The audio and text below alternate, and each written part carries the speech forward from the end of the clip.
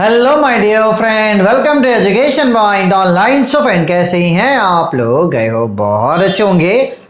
मेरे प्यारे बच्चों, आज हम लोग बात करने वाले हैं फ्लूइड मैकेनिक्स के सिलेबस एंड क्लास अनाउंसमेंट के बारे में फॉर AKTU यूनिवर्सिटी यूपी।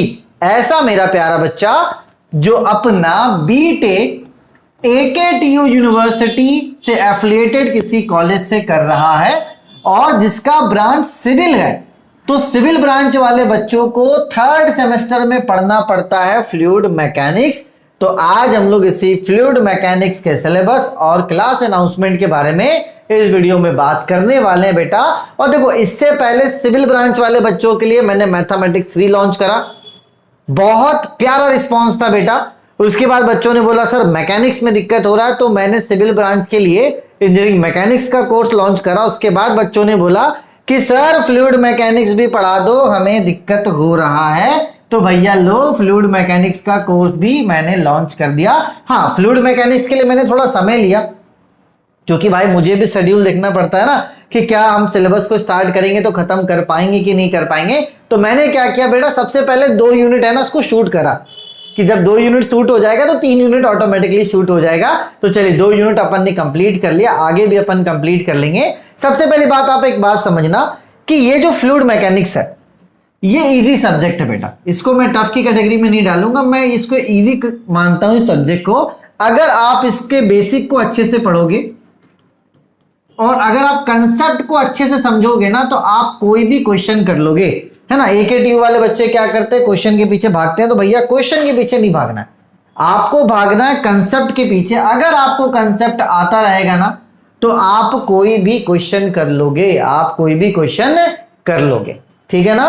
चलिए, तो फ्लूइड मैकेनिक्स मैंने एकदम बेसिक लेवल से पढ़ाया बेटा, तो आपको घबराने की जरूरत नहीं है, ठीक है। मेनली देखो बेटा, फ्लूइड मैकेनिक्स में कुछ पार्ट होते हैं, वो पार्ट आप समझो। फ्लूइड मैकेनिक्स के कुछ मेन पार्ट होते हैं। सबसे पहला होता है प्रॉपर्टीज, जिसमें हम लोग जो आपका फ्लूइड है उसकी प्रॉपर्टीज को पढ़ते हैं। उसके बाद एक टाइप होता है आपका फ्लूइड काइनेमेटिक्स। क्या होता है बेटा? फ्लूइड काइनेमेटिक्स, ठीक है। इसी से पहले एक पार्ट आता है फ्लूइड डायनामिक्स, नहीं इससे पहले आएगा, इसके बाद आएगा फ्लूइड डायनामिक, ये आएगा फ्लूइड स्टैटिक, है ना। स्टैटिक के बाद काइनेमेटिक और काइनेमेटिक के बाद डायनामिक, ठीक है। उसके बाद आप जो भी फ्लूइड मैकेनिक्स में पढ़ते हो ना बेटा, वो आपका क्या होता है, एप्लीकेशन होता है। वो क्या होता है, आपका एप्लीकेशन होता है। तो फ्लूइड मैकेनिक्स में बेसिकली हम लोग यही सब पढ़ते हैं, है ना। सबसे पहले पढ़ते हैं फ्लूइड की प्रॉपर्टीज, उसके बाद फ्लूइड स्टैटिक पढ़ते हैं, जिसमें हमारा प्रेशर मेजरमेंट वगैरह भी आ जाता है। उसके बाद फ्लूइड काइनेमेटिक, उसके बाद फ्लूइड डायनामिक, और जो होता है बेटा वो एप्लीकेशन होता है। तो मिला जुला कर आपका यही कंटेंट होता है बेटा। आपको बेसिक से पढ़ना है और अच्छे मन से पढ़ना है कि अगर आप कल दिन गेट एग्जाम के लिए प्रिपेयर करने जाओ तो कम से कम आपका बेसिक क्लियर हो। अगर वहां पर आप गेट के क्लास में जाते हो और आपसे कोई बोलता है कि स्ट्रीम ट्यूब क्या होता है, स्ट्रीम लाइन क्या होता है, स्ट्रीम लाइन का इक्वेशन क्या होता है, तो ये सारी बेसिक चीजें आपको आनी चाहिए बेटा। गेट में क्या थोड़ा कंसेप्चुअल क्वेश्चन पूछता है, लेकिन आपका जो बेस होता है ना, वो यहीं से निकल कर आता है, ठीक है। चलिए, तो मैं आपको थोड़ा सा सिलेबस का डिटेल बता देता हूं क्या है। देखो बेटा, यूनिट 1 जो है ना बेटा, वो आपका पता है क्या है, इसमें प्रॉपर्टीज ऑफ फ्लूइड है।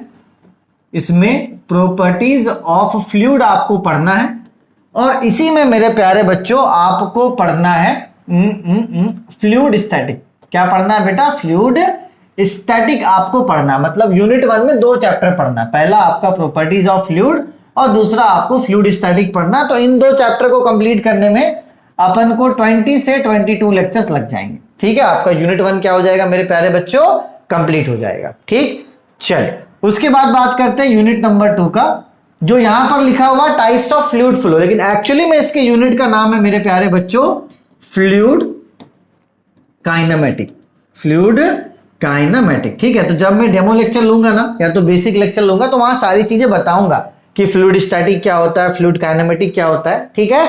तो इसको मुझे कंप्लीट करने में लगा है मेरे प्यारे बच्चों 12 क्लास, जो कि मुझे लगना चाहिए तो 16 क्लास, लेकिन मैंने बड़े बड़े क्लास लिए। जनरली जो मेरे क्लास होते हैं वो 25 से 30 मिनट के होते हैं, जिसको पढ़ने में आपको 1 घंटा लगता है। लेकिन अब जो मैंने क्लासेस ली है ना बेटा, वो 40 से 45 मिनट्स के लिए, जिनको पढ़ने में आपको 1.5 घंटा लगेगा, क्योंकि देखो समय कम है और काम बहुत ज्यादा है। तो सारी चीजें मैंने कवर की यहाँ पे, जो भी आपका डेरिवेशंस है, सारी चीजें बेटा मैंने यहाँ पर क्या किया, आपका कवर किया है। जो न्यूमेरिकल है तो आपको परेशान होने की जरूरत नहीं है, आप अच्छे मन से पढ़ो, ठीक है। उसके बाद प्रीवियस ईयर के कोई भी क्वेश्चन को उठाना आपका काम बन जाएगा, ठीक है ना।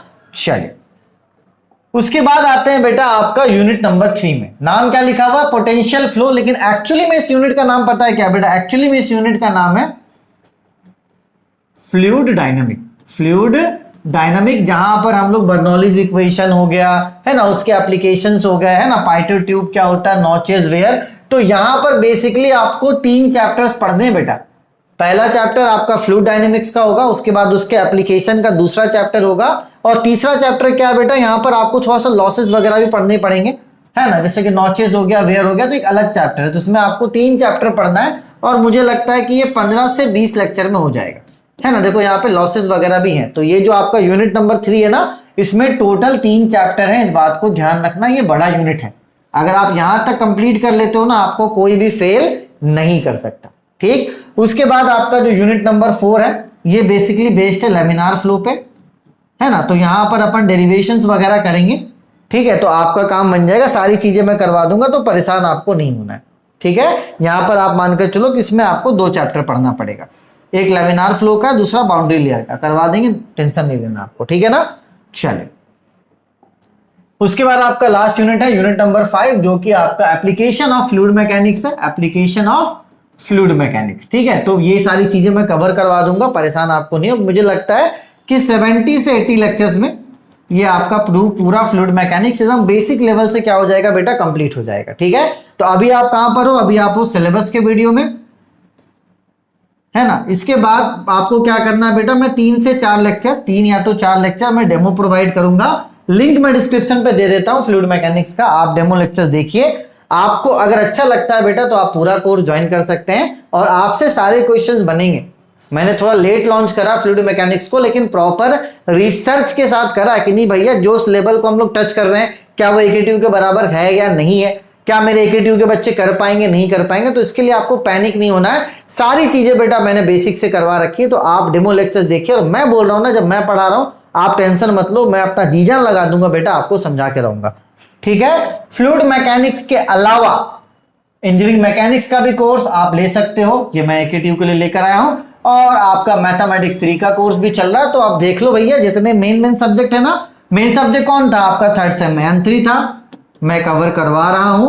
आपका मैकेनिक्स था, मैं कवर करवा रहा हूं। आपका फ्लूइड मैकेनिक्स था, मैं कवर करवा रहा हूं। आई एम देयर, मैं हूं यहां पर, ठीक है ना। चलिए, तो सभी का लिंक डिस्क्रिप्शन पे है, आप डेमो लेक्चर्स को एंजॉय कीजिए। अगर आपको अच्छा लगता है तो आप मेरा ऐप डाउनलोड करके पूरा कोर्स एक्सेस कर सकते हैं। तब तक अपने और अपनों का खूब ख्याल रखें, है ना भैया। मैंने बोला था फ्लूइड मैकेनिक्स लेकर आऊंगा, देखो मैं ले आया, ठीक है। तब तक के लिए take care, bye bye, Tata.